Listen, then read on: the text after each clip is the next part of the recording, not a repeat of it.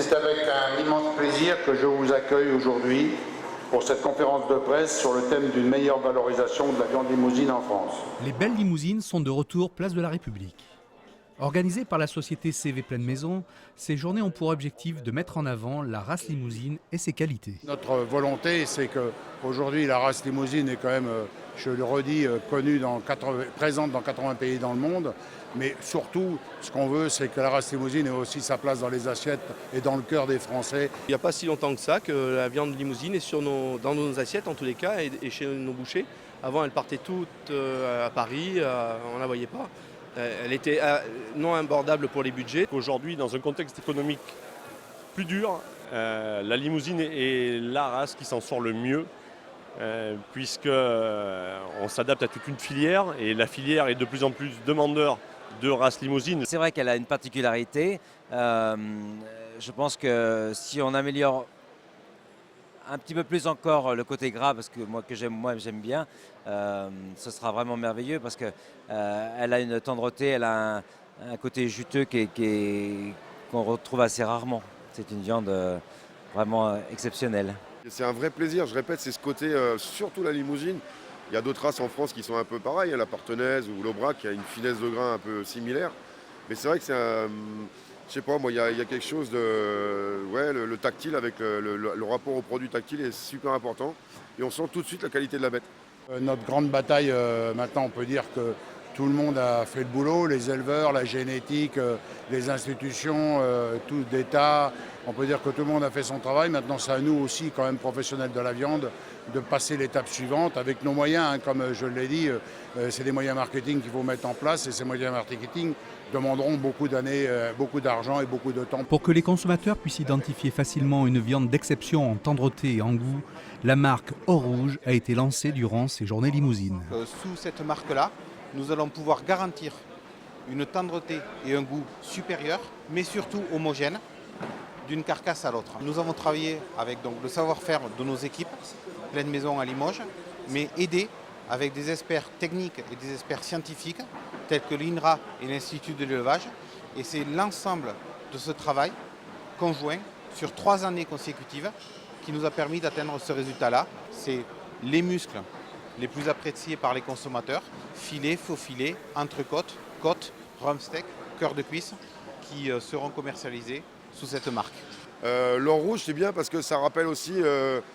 notre métier, c'est la transmission, et la viande et le métier de boucherie, ça a toujours été l'Or Rouge.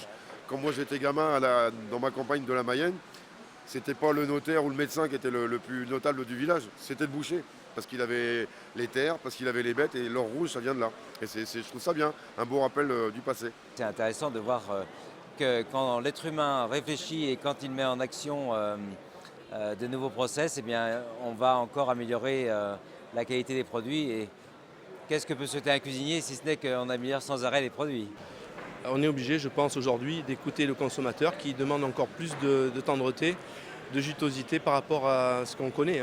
C'est une marque qui ne va pas du tout à l'encontre des démarches qualité déjà en place. Au contraire, tout ce travail-là est absolument nécessaire, tout ce travail de l'amont est nécessaire.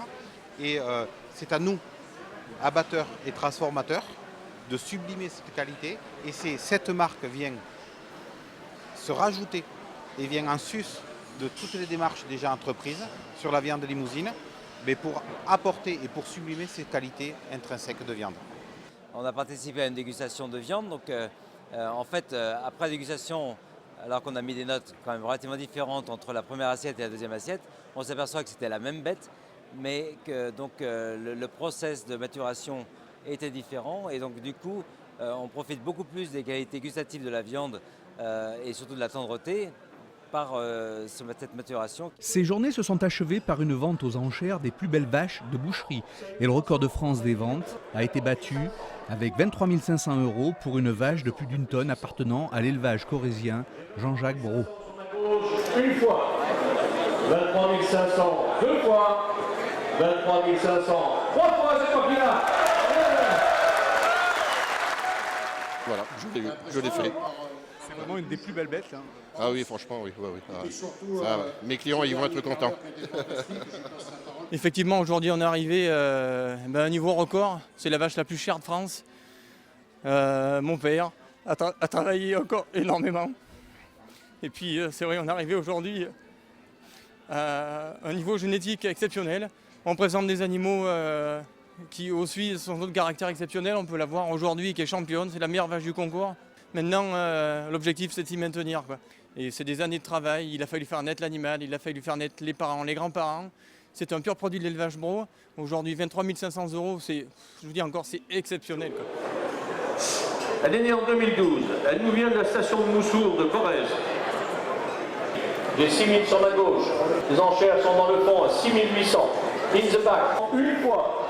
6 900. Deux fois. On n'a pas de regret. On la laisse partir. 6 900. Trois fois. Et c'est le restaurant de l'Anneau qui on peut les applaudir parce que c'est pas que le restaurant l'Anneau. Mais oui, c'était important pour nous d'être présents, même si ce n'était pas forcément dans nos prérogatives du moment, mais bon, c'était important pour nous. On défend beaucoup cette race, en plus c'est une très belle race avec une très bonne viande. Et voilà, donc c'était important d'en acheter une aujourd'hui, puis elle est très jolie, donc elle a du caractère comme moi, ça va. J'ai eu l'occasion de faire un travail sur comment est née la cuisine française de Louis XIV à nos jours, et je me suis aperçu que c'est quand même une démarche très française, que les éleveurs, les chefs ont toujours travaillé ensemble pour essayer d'améliorer les races, pour améliorer bien sûr les recettes après derrière. Et vraiment, je crois qu'on a une démarche de qualité en France qui est quand même assez exceptionnelle.